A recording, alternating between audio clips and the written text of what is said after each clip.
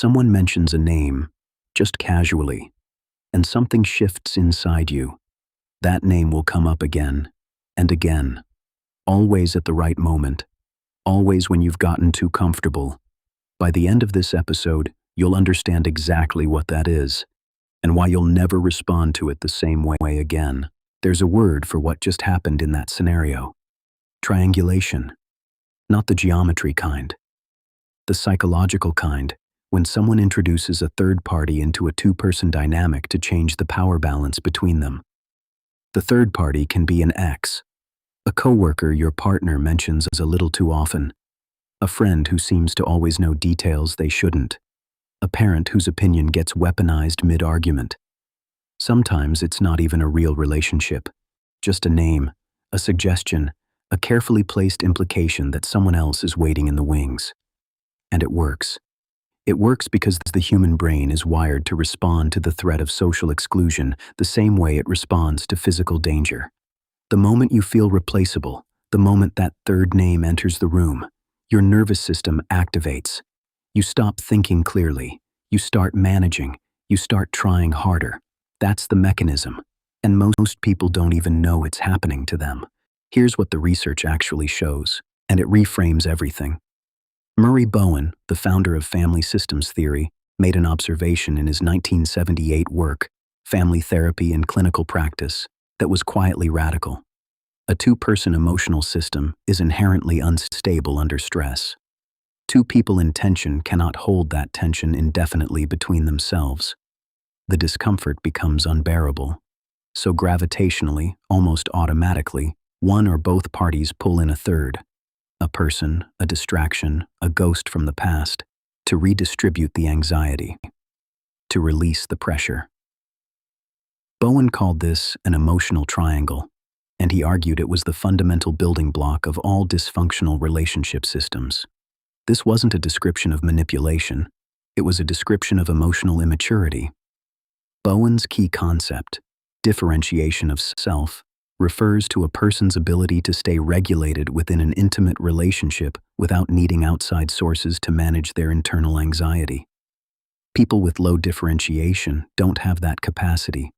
They cannot self-soothe, so they triangulate. This is where most dark psychology content gets it wrong. They tell you triangulation is a calculated weapon, a cold strategy deployed by a mastermind. Sometimes it is deliberate. But researcher Cheryl Buehler at the University of North Carolina found in a 2009 study in the Journal of Research on Adolescence that triangulation patterns emerge naturally in families under stress, often without any conscious intent to harm. Parents pulled their children into marital conflicts not as a deliberate tactic, but because they didn't have the emotional tools to manage the conflict themselves. The child became a pressure valve. A 2010 study by Gregory Fosco at Penn State went further. Fosco and Grich found that when triangulation patterns become embedded in a system, they don't just persist, they compound. The longer a person is used as a third-party buffer, the more structuralized that role becomes. It gets harder to escape, not because the triangulator becomes more sophisticated, because the triangulated person starts unconsciously conforming to the role. And here's what that means for you. If someone in your life has been triangulating you, you may have already begun to shrink yourself to fit the slot they built for you. You didn't do that on purpose. That's just how emotional systems work. Now here's the turn. The part most coverage never reaches. Everyone focuses on what the triangulator is doing to you. But the more unsettling question is, what are they running from? The standard framing says, they're afraid of losing you. So they manufacture jealousy to keep you close. They introduce competition to make you try harder. That explanation is too flattering to the manipulator. It assumes a calculating mind running a long game. My argument, and this is where I want you to really sit with this, is that the person triangulating you is not afraid of losing you. They are afraid of being alone with you. Think about what triangulation actually creates. It creates noise, an audience, a buffer, a reason to never have a direct, unguarded, two-person conversation about what is actually happening between you. Every time the dynamic gets too intimate, too honest, too close, too exposed. The third name appears. The ex comes up, the coworker gets mentioned, the comparison gets made, and the real conversation gets derailed. Every time. A 2014 analysis by Van Bommel and colleagues observing real-world conflicts found that third parties don't diffuse interpersonal tension. They mirror and amplify it. Bringing a third person into a conflict doesn't resolve the underlying dynamic. It escalates it, while simultaneously preventing either party from dealing with it directly. The triangulator doesn't want resolution. Resolution requires vulnerability, and vulnerability, for someone with profound emotional immaturity, is the actual threat. So the third person isn't a weapon aimed at you. The third person is a wall built between them and having to be real with you. Jung would have recognized this immediately. The shadow, in Jungian terms, is the part of the self we cannot tolerate seeing. The disowned interior. For someone who triangulates compulsively, the shadow they cannot face is their own emotional dependency, their own neediness, their own terror of being truly known by another person and found inadequate. They cannot hold intimacy directly, so they fragment it. They build a system with multiple nodes, an ex here, a friend there, a rival implied in the background. Because no single relationship ever has to bear the full weight of who they are. This is not a mastermind. This is a person who learned very early that direct emotional contact was dangerous, that being vulnerable with one person left you too exposed, that having a third party nearby, even an imaginary one, made the pressure survivable. Bowen's framework names this precisely: the undifferentiated self, a self that has never learned to stay present in an intimate system without externalizing its anxiety. And here is the insight that most channels never arrive at. You are not being targeted. You are being used as emotional infrastructure. You are the load-bearing wall in someone else's anxiety management system, a system they built not to control you, but to avoid collapsing themselves. That doesn't make it less harmful. It makes it more important to understand. Because once you see yourself as infrastructure, not a person being manipulated, but a structural component in someone else's inability to self-regulate, you can begin to ask a different question. Not, how do I win this? But, why am I holding this building up? Let me name some things that may have already happened to you.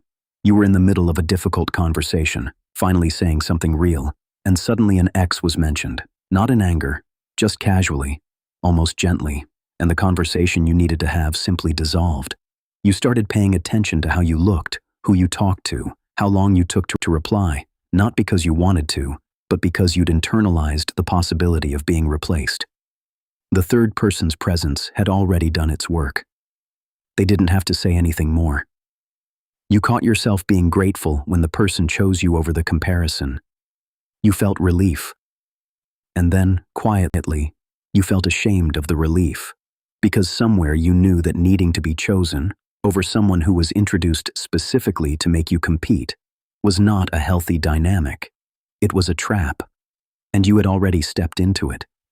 You noticed that every time things got too good, too stable, too honest, too genuinely close, something would shift.